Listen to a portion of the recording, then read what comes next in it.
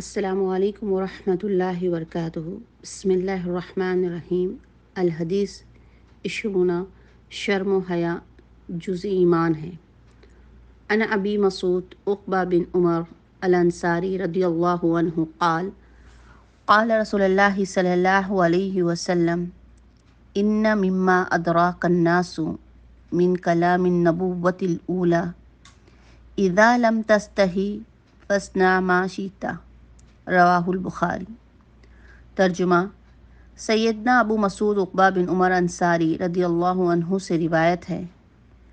رسول اللہ صلی اللہ علیہ وسلم نے فرمایا،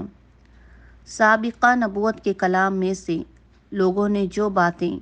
پائی ہیں ان میں سے ایک یہ بھی ہے کہ جب انسان حیا چھوڑ دے تو جو دل چاہے کرے۔ صحیح بخاری۔ عزیز سامعات، ابھی جو حدیث ماں ترجمے کے سامنے آپ کے سامنے پیش کی گئی ہے، اس میں ہم نے ایک اہم جز دیکھا حدیث کا جو کہ حیا پر مبنی ہے، اور ہم نے دیکھا کہ یہ حکم جو ہے تمام شریعتوں میں اس کو دیا گیا ہے۔ تمام انبیاء کی جو ہم سے پہلے آپ صلی اللہ علیہ وسلم سے پہلے کی تمام امتیں جو انبیاء آئے ہوئے تھے، ان کی تمام کی شریعتوں میں حیا کو رکھا گیا ہے اور اس کا حکم دیا گیا ہے، اور کہا گیا ہے کہ جس کے اندر وہ حیا نہیں ہے جو دل چاہے وہ کرے۔ یعنی اس حدیث مبارکہ سے ہمیں حیا کی اہمیت واضح ہوتی ہے کہ یہ اللہ رب العالمین کے نزدیک کس قدر اہم ہے، کیونکہ تمام پچھلی امتوں کو، تمام انبیاء کی تعلیمات میں اس کو ایک اہم جز رکھا گیا ہے، اور اس کو روکا گیا ہے کہ انسان کے اندر اگر جو حیا نہیں ہوتا وہ جو دل چاہے کرے، یعنی اس کو کوئی روک ہی نہیں سکتا انسان کو۔ اسی لیے اس بات سے روکا گیا ہے کہ بے حیائی مت کرو، حیا کے دار رہو، شرم کے ساتھ رہو۔ یہی ایک حدیث نہیں، ہم دیکھتے ہیں کہ بہت سی حدیثیں ہمیں حیا پر ملتی ہیں اللہ کے رسول صلی اللہ علیہ وسلم سے، کہ کتنے اللہ کے رسول صلی اللہ علیہ وسلم نے حیا کی تاکید کی ہے۔ اصل میں ہم دیکھتے ہیں تھوڑا سا کہ حیا کیا ہے۔ دیکھیے، بظاہر حیا، شرم، حیا ہم کس کو کہتے ہیں؟ بظاہر ہمارے ساتھی لباس، ہمارے جو ظاہری نظر آنے والی لباس، اس چیز کو بھی کہتے ہیں کہ اپنے ستر کو چھپانا، شرم کرنا، حیا سے رہنا، اپنی شرم گاہوں کی حفاظت کرنا، لباس کو اپنے پوری طرح سے ساتر رکھنا اور پردے میں رہنا، یہ شرم ایک حیا ہوتی ہے۔ لیکن فطری یہاں پر جس حیا کا بھی ذکر اس حدیث میں کیا جا رہا ہے، یعنی انسان کے فطری جذبے کو کیا جا رہا ہے، یعنی وہ حیا جو اندرونی ہے، جو انسان کی فطرت میں ہے، جو انسان کو نیکی کی طرف راغب کرتی ہے، اس کو برائی سے روکتی ہے، اس کو برے کاموں سے نفرت دلاتی ہے، اس کو نیک کام کرنے پر اکساتی ہے، اس کو اگر کوئی چیز ہے،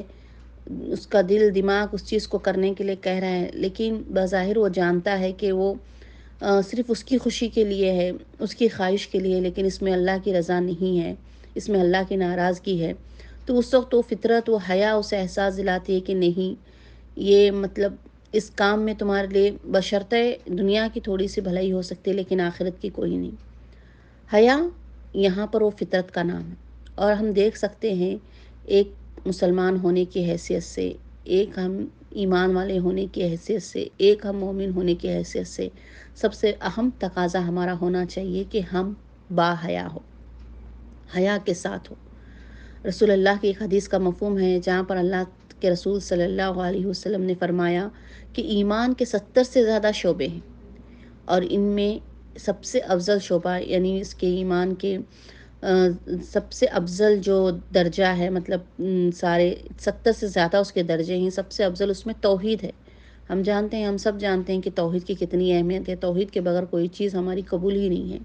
توحید یعنی ایک اللہ کو ماننا، لا الہ الا اللہ، کہ کوئی معبود برحق نہیں سوائے اللہ رب العالمین کے۔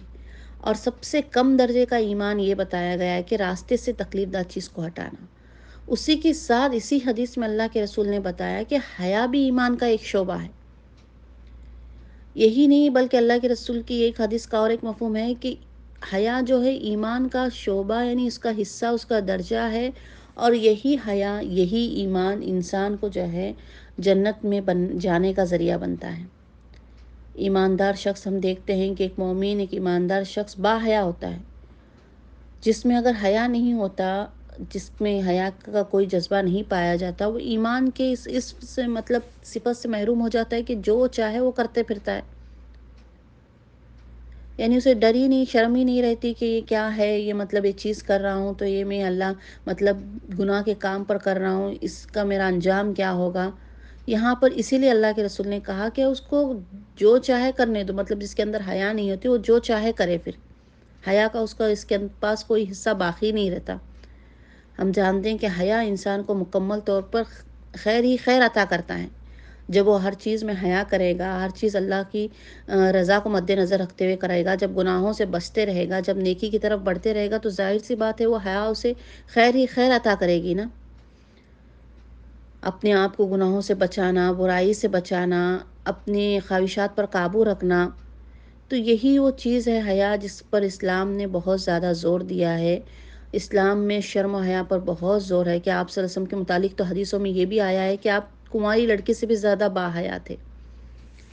اور حیا انسان کے اندر برکت لے کر آتی ہے۔ یہ ساری جتنی حدیثوں کا مفہوم ہم نے حدیث کے ساتھ دیکھا پڑھا، تو ہمیں اس بات سے یہ بات واضح ہوئی ان باتوں سے کہ کتنی حیا کی اہمیت اور برکت ہے، کہ اس کو ایمان کا حصہ قرار دیا، اور یہ کہا کہ جس انسان کے اندر شرم و حیا کا جذبہ نہیں، وہ جو چاہے کرے۔ اللہ اکبر۔ تو صرف حیا بظاہری حیا نہیں کہ ہمارے لباس کے اندر دنیا کے معاشرے کی برائی سے بچنا، حیا اصل ہماری انسان کے اندر کی فطرت بھی ہے